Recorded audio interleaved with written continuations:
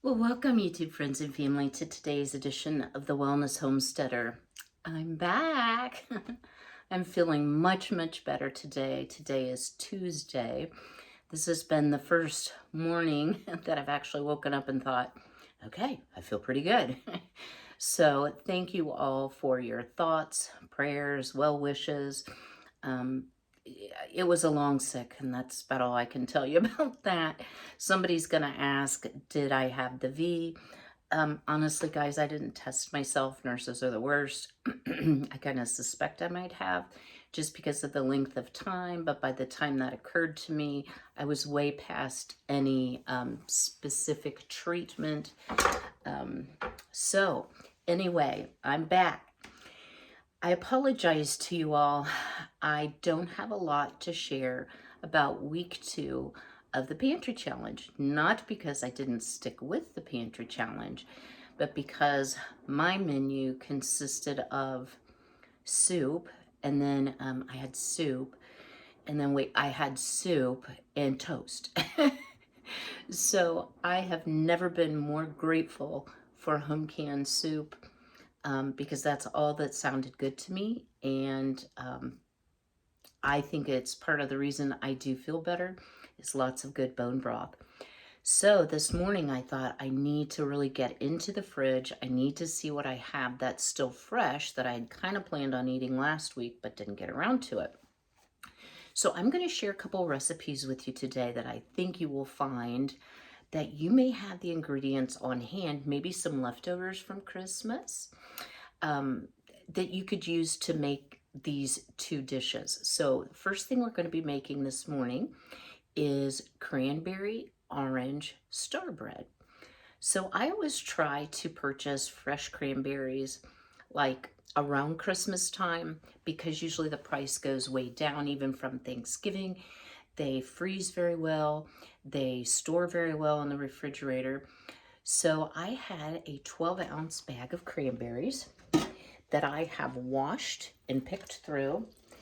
And I was surprised. I only had like 3 mushy ones that I found. And you want to pick out anything that's unripe. Wait, I just felt one. Oh, maybe I didn't. I see one there. I see one there. You think you've picked through them, right? So you just want to pop those into a heavy saucepan. Now, this was actually a 12-ounce bag. I thought it was a 1-pound bag, so I was going to double the recipe, but I'm just going to make the additional filling. This is the filling portion of the star bread that we're going to be making. This does not require a bread machine. And y'all let me apologize ahead of time. I'm still swallowing a lot. I'm still coughing and I'm still blowing my nose. So if you actually have to endure any of that, just ignore it. All right, so I got this recipe from delish.com.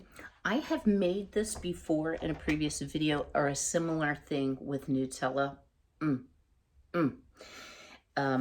And if you don't want to make it into the star, you could actually like roll it out, put the filling in, roll it up, and make a couple loaves out of it. I'm thinking smaller loaves. But at any rate, here's what the filling is. 8 ounces fresh or frozen cranberries, 1/3 cup of granulated sugar, 1/4 cup of fresh orange juice, 2 tablespoons of cold water, and 1/8 teaspoon of kosher salt. So I still have all of these mandarin oranges that I did not use up. And I am going to go ahead and in my vintage Juice King, y'all, this came from my childhood. I'm going to do my best to squeeze these little mandarins. Ooh. They're not super duper juicy. Oh, there we go. So because the small footprint, I may have to kind of mush them by hand, but we're going to give it a shot here. I did already zest about a tablespoon of orange zest for the dough. It calls for 2, and I'm going to tell you that I often find too much orange zest can make for a bitter type flavor. So what I'm going to do, because I have it on hand, is use some orange extract and some of the zest, so I don't have to deal with the bitterness. This is probably going to be, you know, mandarins aren't known for their high juice content, but they are super pretty. It smells amazing in here already. It's a little bit after 6. I'll be getting the girls up shortly. We've been having some more, what I would call seasonal weather here in Ohio. Some, you know, 20s and 30s for highs. So the girls don't seem to mind it. And I am still, y'all, getting 2 to 3 eggs a day. So I am super tickled and proud of my girls. So you don't have to sit and watch me squeeze these till I get a 1/4 cup. I'm getting close here. Let's see. Oh yeah. So it's probably going to take me about 5 mandarins. Good eye, Kym.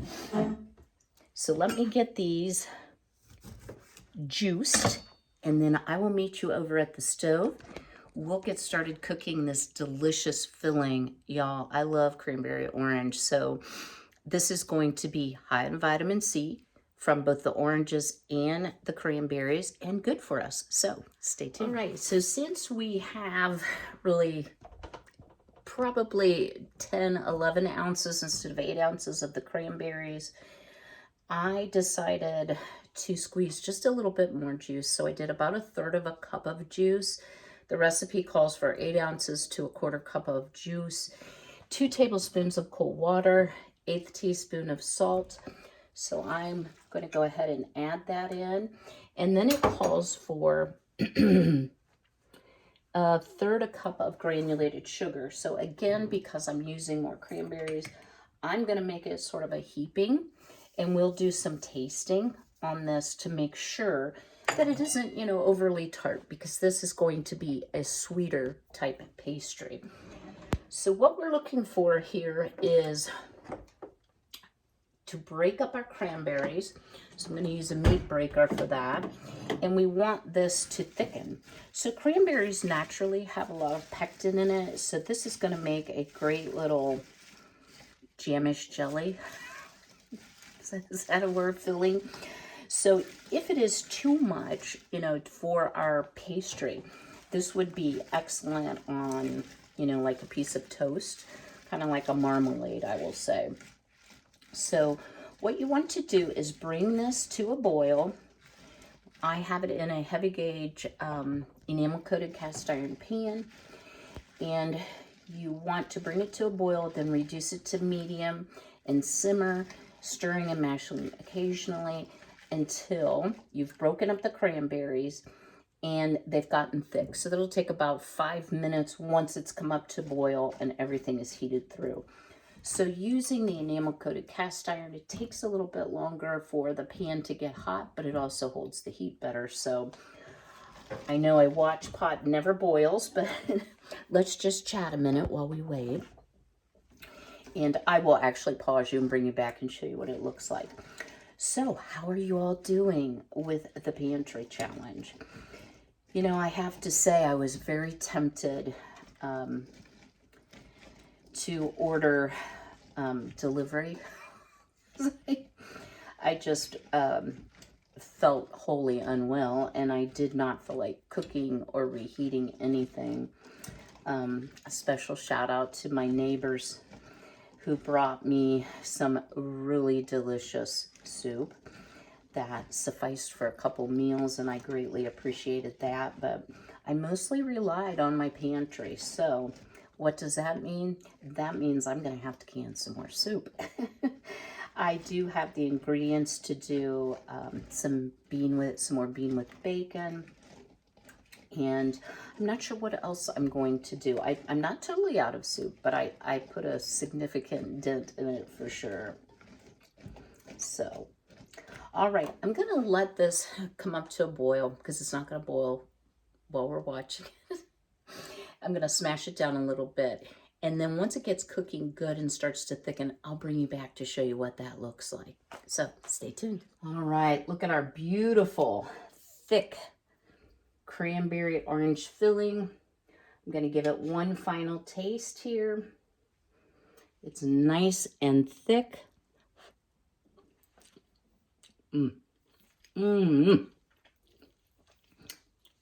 So good. I will tell you, because I used, I think it was about 11 ounces by the time I took out the bad cranberries, because I used like half again as many cranberries as what it called for. I did add about an 1/8 cup more sugar, and it was far too tart before then. So we're going to let this cool. And while this cools, we're going to get started on our dough. So the first thing we're going to do is we're going to take 3/4 cup of whole milk. Okay, y'all, it's a pantry challenge. I don't have any milk. However, I do have evaporated milk. And this bread will come out fine whether you use milk, all evaporated milk, or partial evaporated milk and water. So let's put out 3/4 cup. And this was left over from the bread that I made. I've been using it in my coffee a little bit, but I've been trying to avoid dairy just because of being sick. All right. These things are so hard to get open. There we go. So now we have even more. I'm going to use full bore evaporated milk.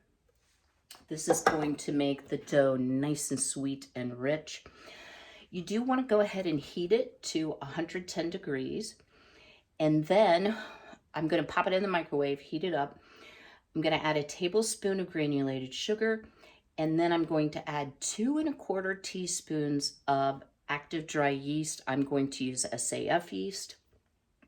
And then I'm going to let it sit until it becomes foamy. So let me do those steps. I'll bring you back to show you what foamy looks like, and then we'll be ready to head to the mixer. All right. If you can see, not too well, it's hard to get a good angle. Our yeast is starting to get foamy. It's not been 5 minutes, but we're just going to let that hang out. And now we're going to move on over to the mixer. Now, these directions are a little bit strange, but I think I'm picking up what they're putting down. So what it says is, in a large bowl of the stand mixer, using your fingers, rub orange zest and 2 tablespoons of granulated sugar until combined. So what I'm thinking here is they don't want you to end up with globs of bread, so to speak, with pieces of bread with globs of orange zest, because it can be quite bitter. So I've put my zest in this little bowl, and I'm going to go ahead and add my 2 tablespoons of sugar to that. And I'm going to use the back of the spoon instead of my fingers. Let me show you what this looks like. Here we go. And I'm just going to mash this up. So in other words, you won't just have the small amount of orange zest. You're going to actually have a greater volume because you mixed it with the sugar, and it'll be more easily dispersed into the dough. So yes, that definitely works better. You know, there's a lot of oil, orange oil, in the zest of an orange, so it does have a tendency to clump. So while I don't agree with the finger thing, I do think it is a good idea to pre-mix it. Now, I'm going to go ahead and I'm going to scrape this out really well into the bowl. Make sure we get it all in there. And if you recall, I said at the very first, I did not put as much orange zest as they called for because I am going to add some orange extract instead. So to this, we want to add our flour and our salt. So we need 2 1/2 cups of all-purpose flour. And And this is actually a very, very simple recipe. Even though I've not made this flavor combination, I have made these star breads before, and they are so delicious, y'all. They take a little bit of time, but you know, during the pantry challenge, it doesn't mean that you have to be deprived. You can still have treats. You can still try new recipes, which is one of the things that I wanted to do, utilizing things in my pantry that needed to be used up. So that's 2 cups. I'm using half cup measures, y'all. And 2.5. And then salt we need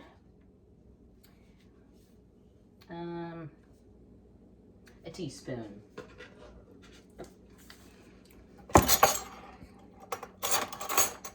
So for accuracy's sake, we'll measure that today.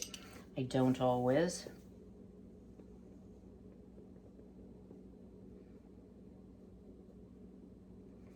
All right. It says stir that with a flexible spatula to combine. Now to this, we're going to add 1 egg, half a stick of unsalted butter,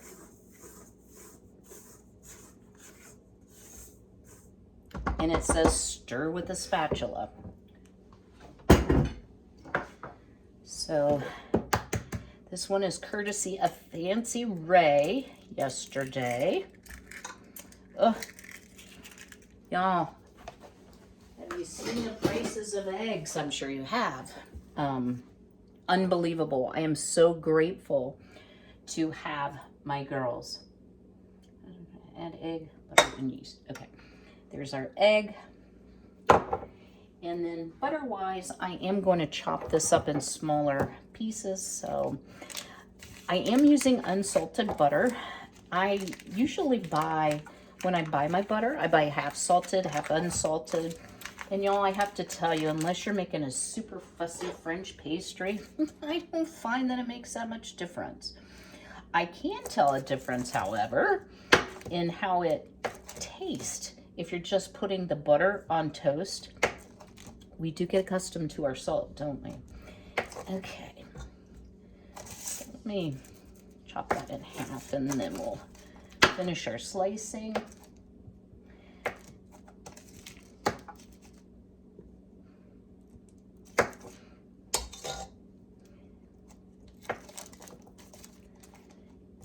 And then our final add is going to be our yeast, milk, and sugar mixture. I am going to give this a little bit of a stir. It's nice and foamy and active, which is going to tell me that our bread will rise well. So there we have it. Make sure we've got it all off the spatula too.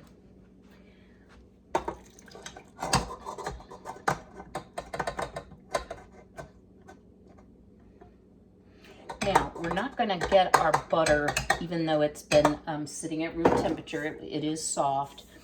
It's not going to fully incorporate until we actually put the dough hook on. But it does say mix until combined, so that's what we're going to do. And having the larger KitchenAid, I do find that smaller dough batches can sometimes be a bit of a challenge.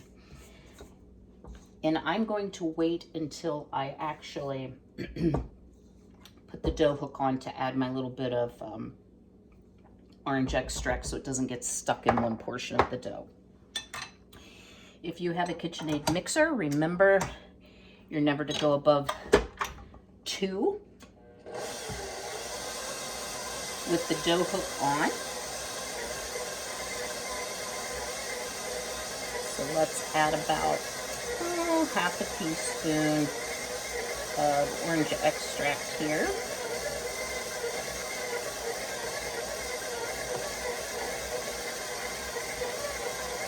Now, this says beat on high speed until dough is stretchy.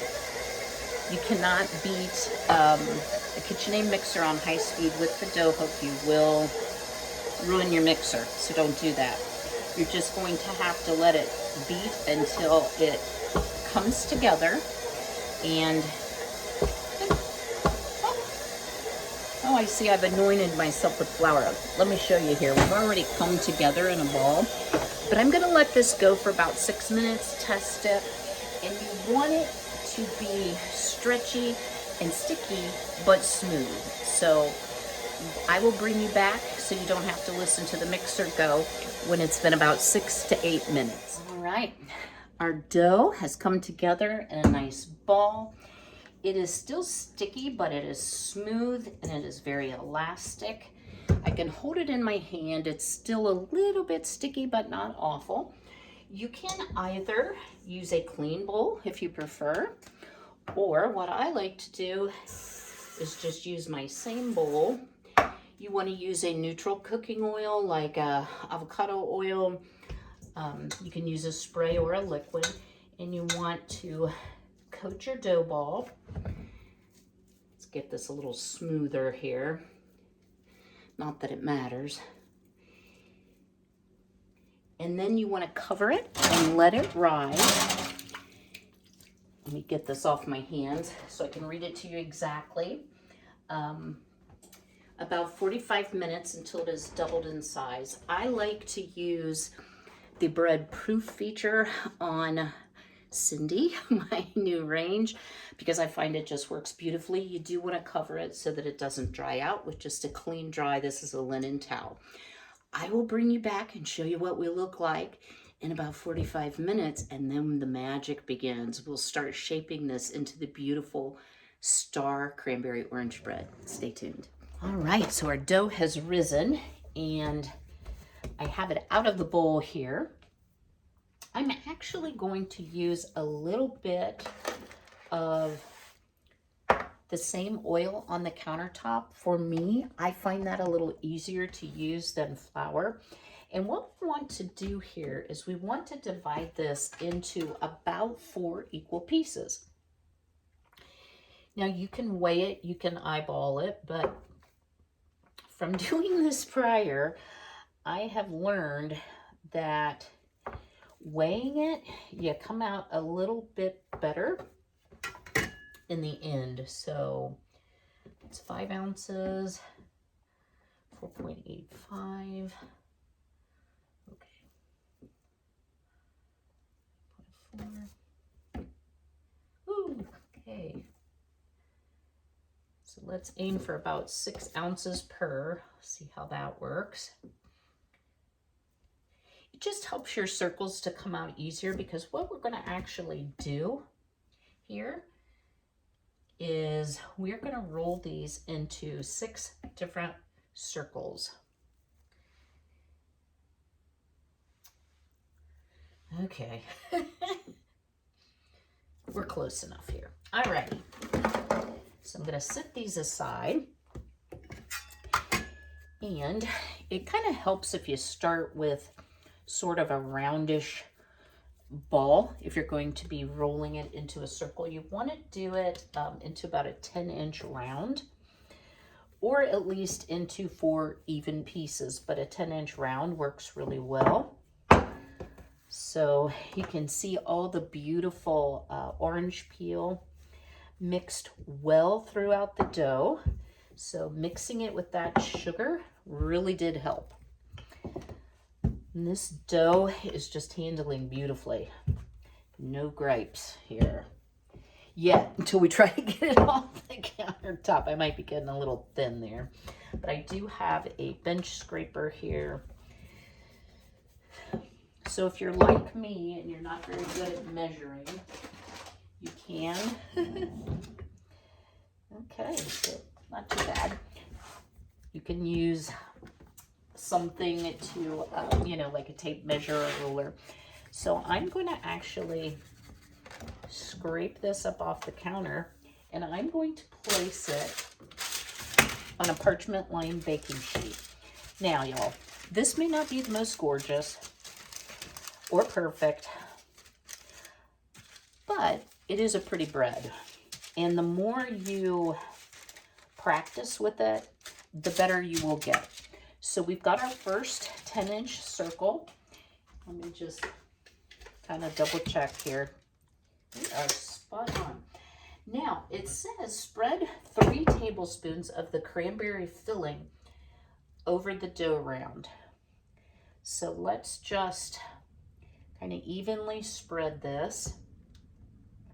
And remember, we'll have a little bit more cranberry filling than what the recipe called for, but you do want to make sure that you get it spread evenly so you don't have like big globs, but you want to get it to the edge because that is part of what's going to make this pretty design we're going to do here as we go along. Now this does have to rise again.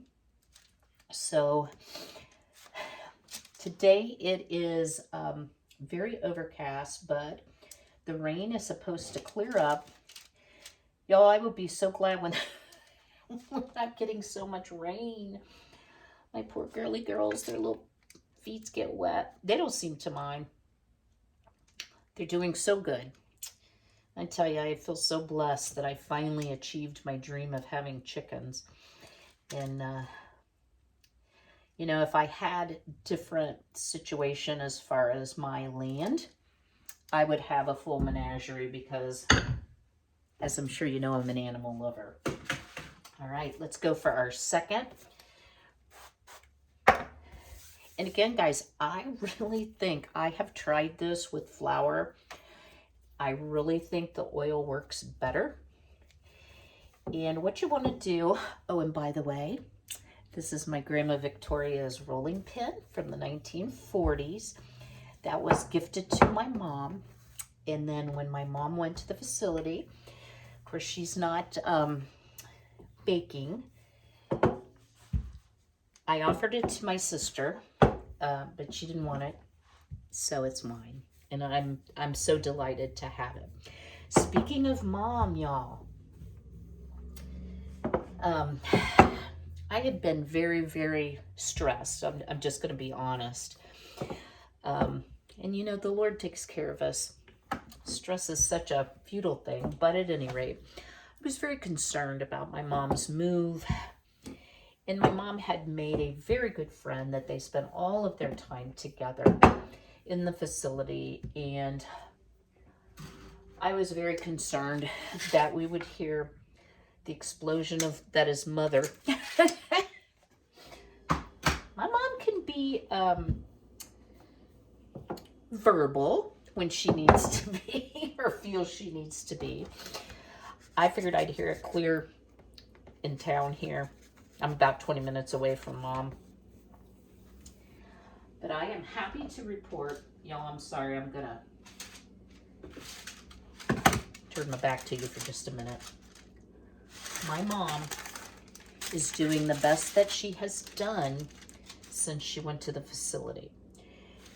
She does not, and I never mean any disrespect to my mom when I share information about her confusion. It's just a fact. And maybe it will help one of you if you're going through it with your family. She doesn't realize she's moved because the facility made sure that everything was identical. Like the room layout, the pictures on the wall, the way I had them hung, they made sure they were hung that way again. So we have our second layer on here, y'all. We're going to just continue doing this. She does not remember that she had a friend named, well, I won't share her name. She doesn't remember that she's separated from her friend. So it's been a total non-issue. My mom has been a lot less anxious, a lot less agitated. And I have to say, I did doubt that mom would adjust. I doubted that the facility staff knew her as well as they thought that they did. But they were absolutely right. And this has been a really good move for mom. She's eating well. She socializes with some of the ladies that are, some of the folks are not really verbal anymore, but, people with her similar abilities. So it's been a really good thing for my mom. And it's really eased my mind quite a bit. So now we're on layer number 3. So this will be our last jelly layer. But you can see, y'all, it handles really pretty nicely. We're going to make some fancy schmancy cuts in it, which are actually quite simple, so don't worry. So that has been a huge relief for me, not worrying so much about my mom. I was also quite concerned, even though they told me they didn't want me to visit for a couple weeks. I was worried that my mom would feel like I abandoned her, that I was mad at her, because my mom doesn't have good logic. That's just part of having dementia. And Mom didn't even realize I hadn't been there. So it all worked out. I did have a call yesterday saying Mom had a cough. I did not really have a lot of cough with this. I don't think I gave Mom anything. I just pray that she's staying well. They have had some of the virus in the facility. Guys, it's everywhere. You know, it's not that the facility isn't doing a good job. It's just, this is the world we live in right now, you know. Okay, I kind of missed this. Didn't get it quite as even. But guys, like I said, this dough handles beautifully. Beautifully.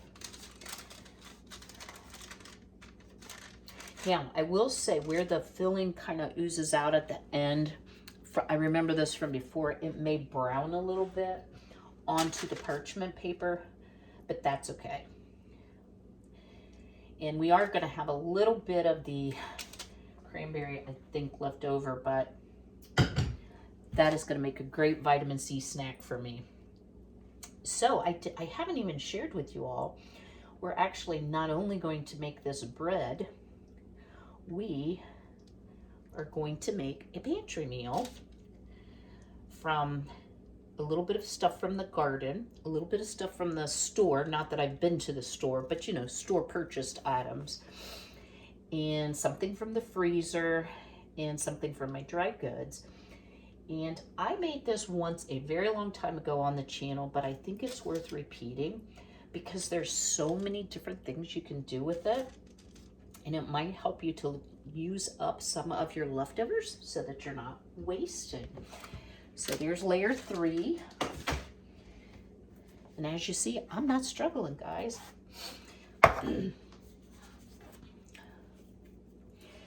And y'all, somebody's gonna say something. They're gonna say, your face looks thinner. Y'all, I lost weight being sick like this, which I need to lose weight. I still have quite a ways to go, but when I lose weight, it always shows my face first. So I'm not puny. It's just I'm a little less fat than I was. Oh, y'all, I have to laugh at myself sometimes. My mom, speaking of weight, has gained a significant and much needed amount of weight. My mom was around 90 pounds. She's very small. I mean, she's like 4'10" maybe. I'm about 6 inches taller than Mom. She might be less than 4'10" even now, but a lot of her clothes are getting too tight. So I may, because my mom is petite, I may have to sew her like some sweatpants or some elastic pants. I don't know what you call those. Yeah, like sweatpants. Ooh, I tore that. Okay, we're gonna have to fix that. This is more of a diamond. I had to go brag about how smoothly this was going. Yeah, it's pretty easy to reshape if you get it out of shape, so I'm pleased about that. It's not exactly a circle, but here we go. Let's round that in a little bit. And we will put our last layer on. And this is just a little, I'll drop links to these products, little like a soft silicone type scraper. Guys, this is great for getting dough off the counter without tearing it. And also, if you're concerned about scratching your countertop with a metal bench scraper, comes in handy that way too. I find I use both of them equally. So I'm just going around the edges now, as you see, kind of sealing it a little bit together. So here's what we have, y'all. We have a pie. Pie, not a pie. In Kentucky, it's pie. Alrighty, now, what you want to do is take a glass or something that is about 3 inches in diameter, and you want to place it directly in the center. Now, y'all, I'm being a little bit fussy just because I want this to be pretty for the thumbnail. So let's see if 5 is right in the middle.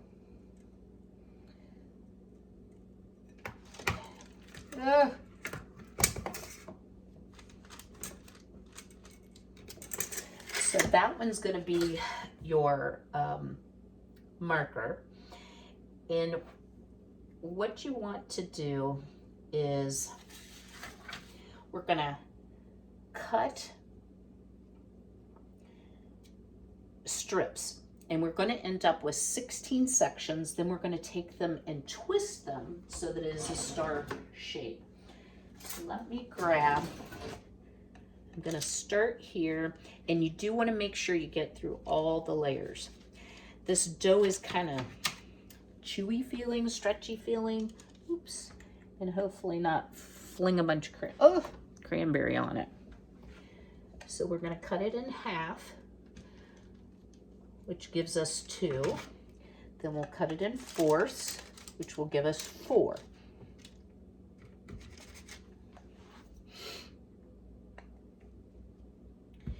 I don't have good luck with the dough cutter for this part. I like using just a sharp knife. Then for each of the quarters, you want to cut that in half. And then each of the halves of the quarters in half again.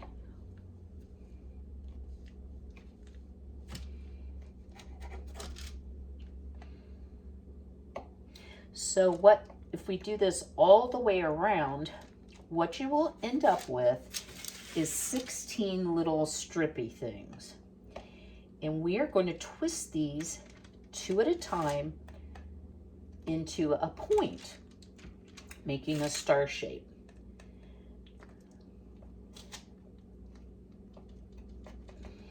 So let me hold up and show you where we are here. So this is what it's looking like. I'm going to keep cutting all the way around so that you don't have to watch. I will bring it back, and then we'll make our points, get it back in to rise for the final time before we bake it. Stay tuned. All right, I'm going to try to zoom you in here so that you can see exactly what I'm doing. I am going to leave my glass in place just because I think it helps you mark your spot. So what we want to do is we want to take 2 of these strips and we want to pick them up, making sure that they're completely detached. We're going to twist them away from each other twice and bring the ends together in a point, pardon me. So 1 twist, 2 twists, and then we're going to bring it together as a point. Now, it's not perfect, but it's pretty. I think it's easiest if you have kind of a damp paper towel or a washcloth to help you keep your knife handy in case you didn't cut all the way through. The more filling you put in, the messier it's going to be, and probably the less Better Homes and Gardens perfect Martha Stewart it's gonna look. But you can see what we're going after here. I'm just gonna tuck that cranberry in. So we're getting star points. So this is a beautiful bread, I think, for Christmas. Oop. Okay, now here I didn't get all the way through. For Christmas, but it would also be really cute for Valentine's Day, you know, with the red. You could use any sort of pie type filling. So you could use cherries, you could use strawberry jam. What I will say is the recipe for the filling in this particular recipe is not as sweet as jam. So just know that it might be a little bit sweeter. 1, 2, and bring it together.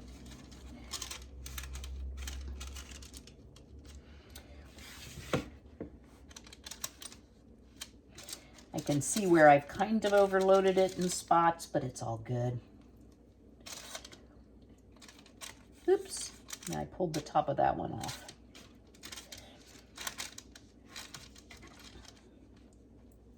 So as you see here where I have some filling that's gotten onto the parchment, that's what I was talking about, getting more browned. But we're getting there, guys. Now I stretched this one all out of shape, so let me try to fix that. And again, this one's not cut all the way through. So I probably went a little excessive on my filling, but I think it's fine. I think it's going to be delicious and pretty. And as my dad would say, it all goes to the same place, whether it's pretty or not. Let me actually wash my hands. I'm going to finish up this. I'll bring you back and talk about next steps. All right, y'all, how pretty. So I did take just a damp paper towel and cleaned up, you know, some of the bigger pieces of cranberry just so that it won't burn. Also, y'all, I highly recommend that you go around and you pinch the tips of each of your star points, if you will. From experience, I can tell you as it rises and bakes, it also has a tendency to unravel. I like to put a little piece of cling wrap first.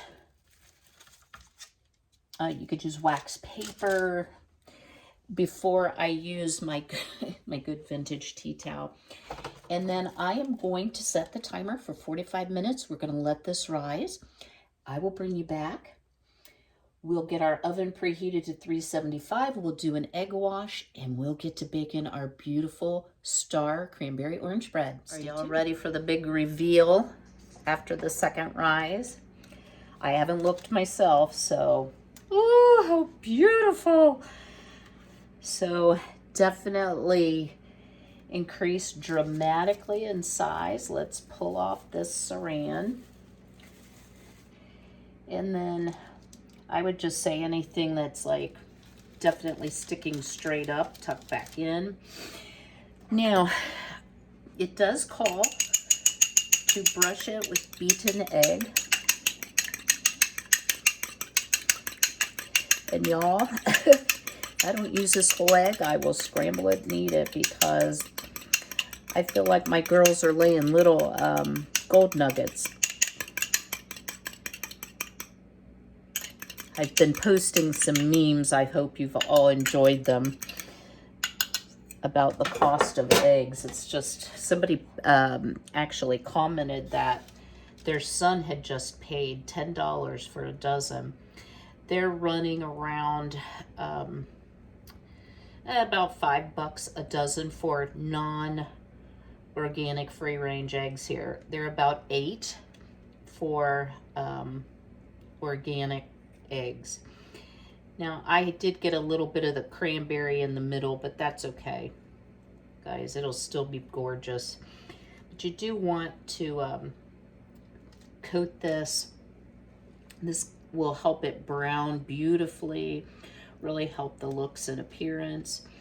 And once I pulled it out of the oven where I had it just on the bread proofing 95 degrees, I actually set the oven to 375.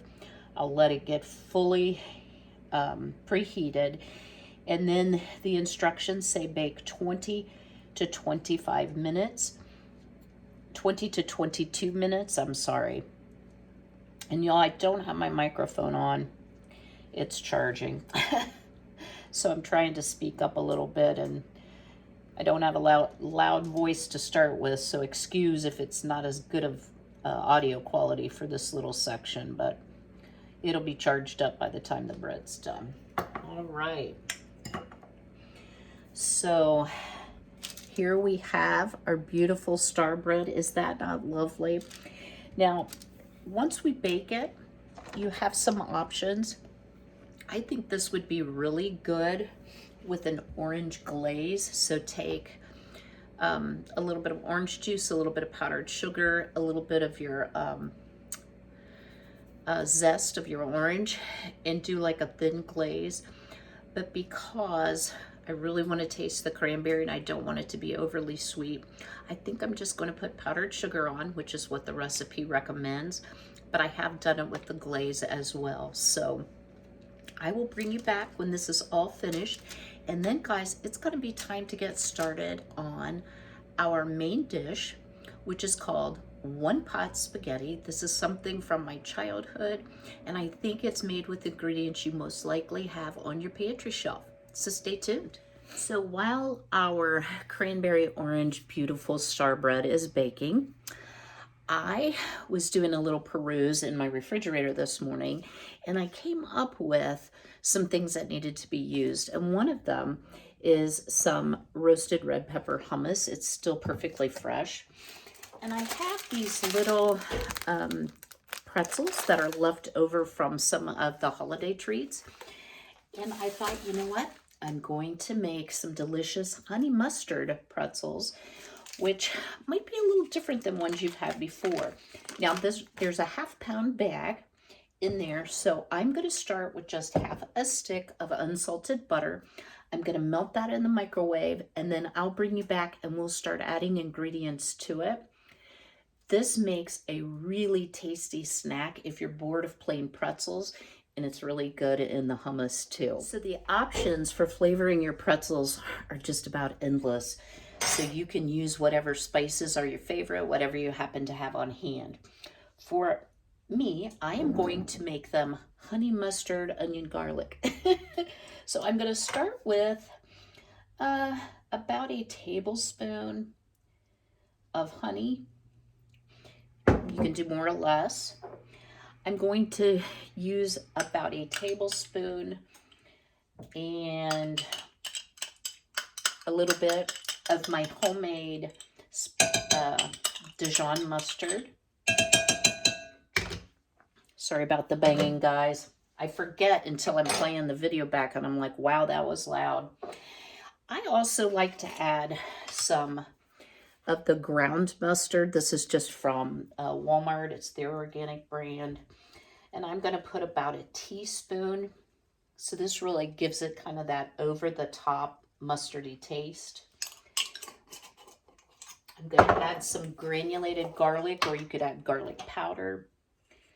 About a teaspoon. You could use garlic salt. I just don't want to make them saltier than they already are. These were nicely salty. And then I'm going to add about half a teaspoon of onion powder, because too much onion powder can really get bitter. It's just, you know, to taste. Let's say these are not your spices or you don't have them on hand. You do need some kind of a butter to make them stick. You could use a ranch dressing mix or your homemade ranch dressing mix. You can use Parmesan cheese with the ranch dressing. That's very good. You can use rosemary. They're just like the possibilities of making a plain pretzel taste really, really good are endless. And if they're a little, now these are still really crunchy, but if they're a little less than fresh, this kind of revives them, if you will. So I'm just going to dump all these in here. I'm going to give them a good toss. And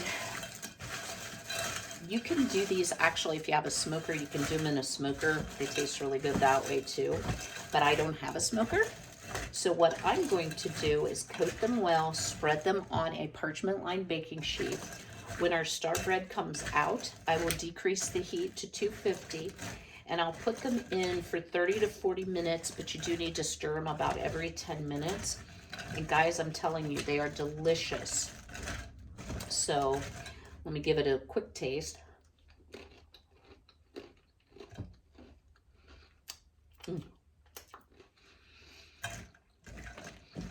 So for the pantry challenge this week, I'm redeeming myself.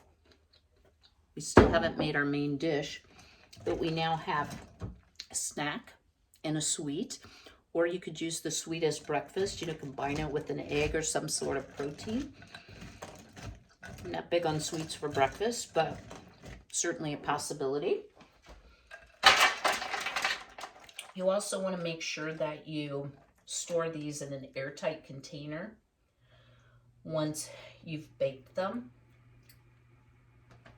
And really, guys, just do it to look like you want them, well enough coated, but not soaking wet with butter, not swimming in butter and honey. So I'll show you here in just a moment what they look like.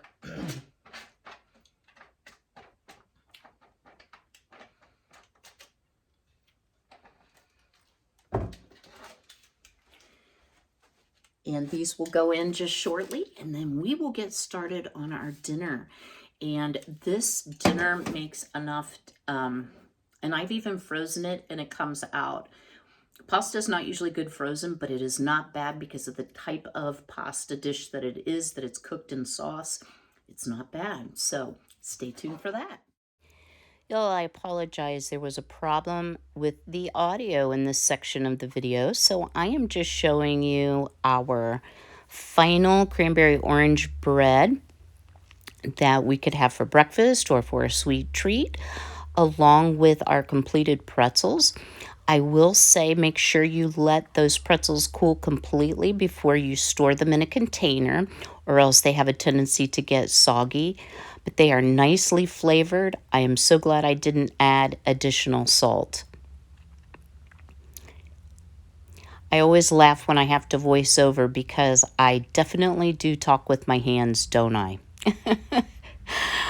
I do think it's nice in the pantry challenge to have some snacks and some sweet treats so that you don't feel deprived. That is not the purpose of the pantry challenge. So I like having some of these items on hand, and it definitely is a nice treat and something to look forward to, even when you're not grocery shopping for fresh items. The next thing we're going to be doing here in just a moment is we're going to begin to make our one-pot spaghetti. So let's go on over to the stove. And this is such an easy recipe, y'all, but you can change it up any way that you would like. So what I have here on the stove is my enamel-coated cast iron Dutch oven. I am turning the heat on high. These pots do take a while to get hot. I'm going to add to it some olive oil that I have infused with rosemary. I did that in one of our pre-Christmas gifts from the kitchen videos. And to that, I am going to be adding about half of a large yellow onion. So one of the things I am planning for this spring is to plant more onions, and although they won't keep throughout the entire winter, I am going to try doing some freeze drying or some chopping of the onions and then just freezing them so that I can have my own homegrown onions all year long. Now, to those onions, to help them start to cook and the moisture to come out, I'm just adding about a teaspoon of sea salt. And I think I actually got a little carried away. Yep. So I'm going to dump that in the sink. And we're just going to let those onions begin to sweat. So I don't want them to brown, but I do want them to get nice and soft and slightly caramelized in the bottom of the pan. to this, I'm going to be adding my choice of meat, which is a spicy sausage. So I have about 2/3 of a pound of sausage I'm going to be bringing out here in just a moment. I have no idea what I'm explaining and gesturing about here, guys. I'm so sorry I have to voice this over. But you can really do about any type of ground meat you prefer. So my mother always made this with ground beef. You could use venison. You could use ground chicken. I don't think cubed meat is quite as effective in this dish. If you do decide you want to use like a stew beef, I would recommend that you chop it up fairly finely and that you do brown it well and get it fairly well cooked before you start the saucing process, which we're going to do here in a few minutes. So I'm just headed to the fridge here to get my 2/3 pound approximately of the sausage. The original recipe calls for a pound, but I am just using up what I have in my fridge that I need to use before it goes past its best by date.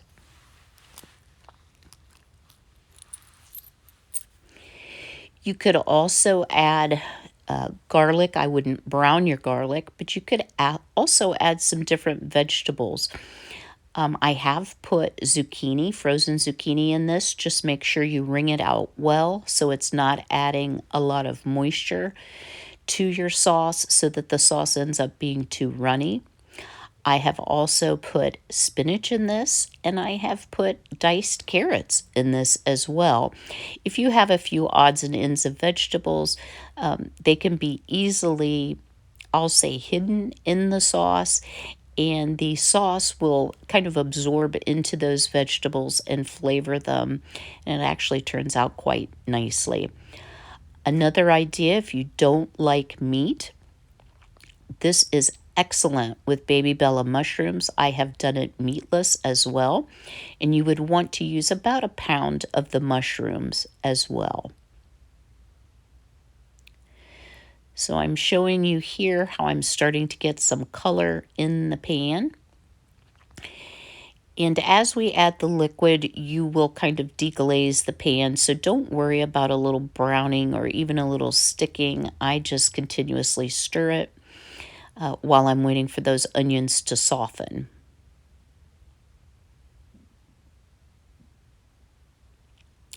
So while I'm showing you my hands here, y'all, I had a lot of swelling and lupus flaring going on through the holidays with my hands, and I'm very grateful to say that that has really gone down. And even my face, I have lost some weight, but even my face has gotten slimmer as that lupus has subsided, so I'm so grateful for that. Now, I did add a little bit more oil to the pan. Depending on your cut of meat, you may not need to add as much oil. This particular brand of sausage is quite lean, does not leave any fat residue in the pan, so I feel it tastes a little bit better if you add just a bit of olive oil or avocado oil, some type of neutral or savory oil. So now I'm just cutting into the remaining hunk of sausage here, getting ready to brown that up.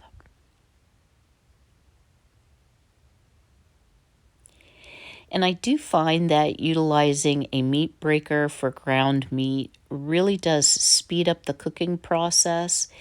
And in this particular dish, because it is somewhat of a goulash, it's really nice to have that meat broken up, kind of finely. This isn't spaghetti and meatballs. This is more like a goulash, or some people would even call it a chili mac type consistency.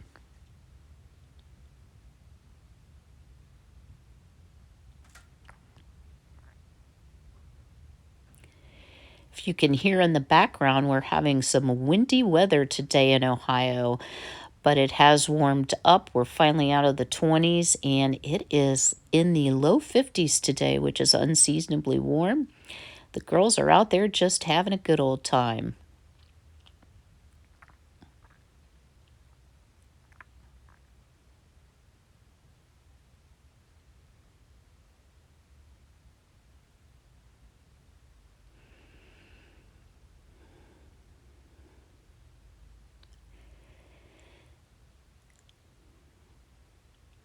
So I'm just showing you here that the meat is pretty much cooked through. We are going to simmer this dish for about 40 minutes with the meat in it. So that will give it some additional time to cook, and it also allows that meat flavor to kind of distribute throughout the dish. It's really delicious. It's quite odd as you start to make it. You'll think several times, oh no, I've goofed.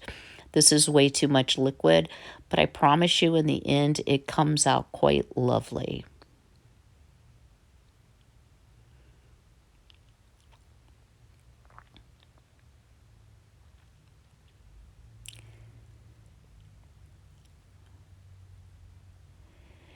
I must be telling y'all a big story. I can't believe that I somehow had a microphone failure in this section. That's the one disadvantage to using the microphone.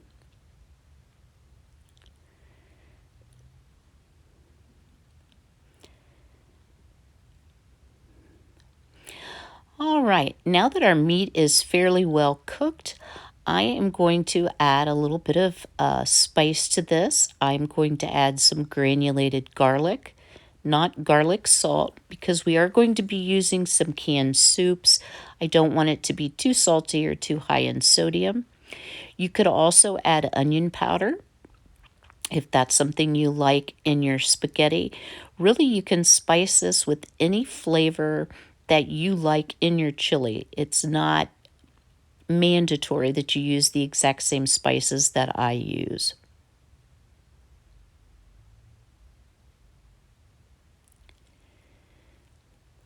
Just giving a few moments for the oils in those spices to kind of break down and start becoming aromatic. Now we're going to start adding some of our liquid. So what I have here is a quart of my homegrown, home canned tomatoes. And I do cold pack my tomatoes, which means there is no water in them. That is pure tomato juice from the actual tomatoes. So what we're looking for is either a drained 20-ounce can of like stewed tomatoes or chopped tomatoes, or I'm going to use this entire quart of cold packed tomatoes, but I am going to drain the liquid out and count that towards our additional 1 3/4 cup of liquid you need to add to this mixture. Now you'll see I let a couple tomatoes fly into the liquid, but we're going to pop those out and remeasure our liquids. You don't have to be exact and precise, but you do want to be fairly close on your liquids so that it isn't either too thick or too thin. I just kind of break up my tomatoes because when I cold pack, I do at least tomato quarters, if not half. So I'm just breaking those up into bite-sized sort of pieces. And then to this measuring cup, I am going to add some of my home canned tomato juice. Now, you all may not have home canned tomato juice, or you could use V8 juice. You could use chicken broth. You could use vegetable broth. You could use onion broth. If you don't have any of those, you could use even water works. My sister actually makes this, and she uses water, not tomato juice. I like the additional tomato flavor. And then the remainder of that jar, this dish has a tendency to thicken as you reheat it. For leftovers, you can add a little bit of that tomato juice to your leftovers, and it gives it a nice fresh taste, and that way it doesn't become too thick. So let's add our 1 3/4 cup of liquid. But we're not done adding liquid, y'all. we're going to add 2 cans of cream of soup. So even though I do like to make my own cream of something soup mix, I do buy store-bought soup. I just buy the generic brands, and I use 1 can cream of mushroom and 1 can of tomato or cream of tomato. I'm not sure which the actual can says. And I just use either Aldi brand or I will use Walmart brand. It does not need to be name brand. It still tastes really, really good with all of the different ingredients that we're putting into it.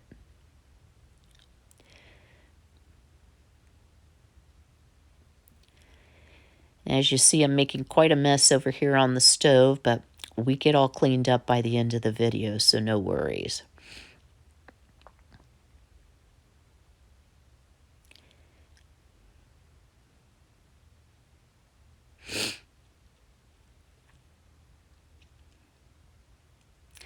Now I'm switching now from the meat breaker just to the plain spatula because everything's pretty well incorporated to the right size pieces.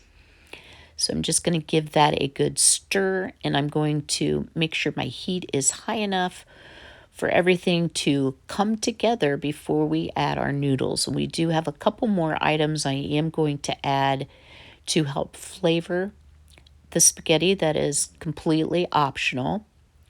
The first thing I'm going to be adding here in just a moment is some Worcestershire, and I add a tablespoon or so. Then I also like to add some hot sauce. And again, you can do this to taste. If you like a very mild spaghetti sauce, you don't have to add those items. But I like it to pack a really good punch. And I spewed it everywhere. I'm demonstrating with my hand there.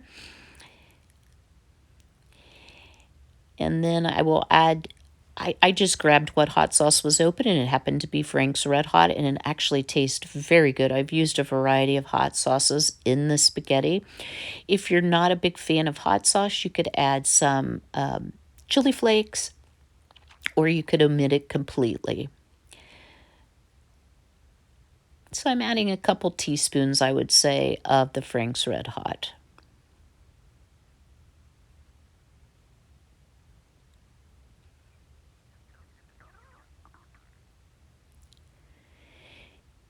Do want to stir this well. Try to get all of the lumps of the condensed soup kind of broken up before you add your final ingredient before we start cooking this, which is your 6 ounces of spaghetti noodles. And I actually use just plain spaghetti. I do break it up into the appropriate lengths. That's just the way I prefer it. I don't like to have to slurp up some big long noodles. But you want to get the liquid at a pretty good simmer before you add those noodles, and then you do want to stir it periodically during the cook time so that everything doesn't clump together or stick to the bottom of the pan. So I'm just breaking this up. And I usually do about 4 pieces per length of spaghetti.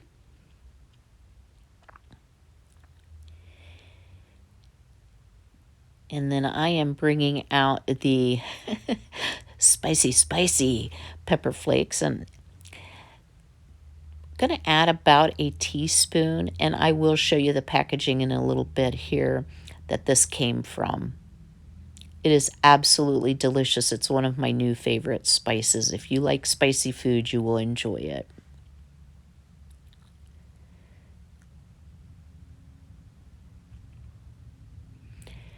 So you just want to stir well until your noodles are well coated below the liquid. And again, 30 to 40 minutes, depending on how hot your liquid is usually adequate. And you'll know your one pot spaghetti is finished when the noodles are, no longer al dente. This should be very soft. So put a lid on it, set your timer, and off we go. Well, we finished cooking, and let me share with you our delicious one-pot spaghetti. It is screaming hot, but we're going to give it a taste. I've already tasted it, guys. It's delicious. Mm.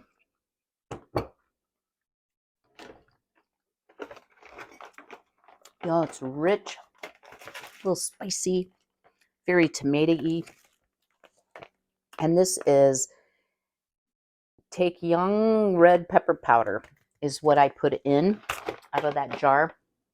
And it adds just the right amount of heat. That is absolutely delicious. It's a little thin, but it will thicken upon standing. Our pretzels back here, 2 thumbs up. You definitely want to let them completely cool before you cover them, so we have a nice snack. And then, y'all, I have to taste this. I know I haven't had my dinner yet, but let's take a taste. Let me pull you over here. I'm kind of hung up here. So basically, you can just pull one of these sections apart, one of the points off the star. Look how beautifully done that is.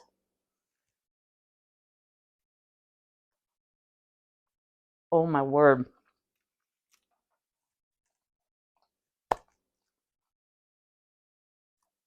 So good, y'all.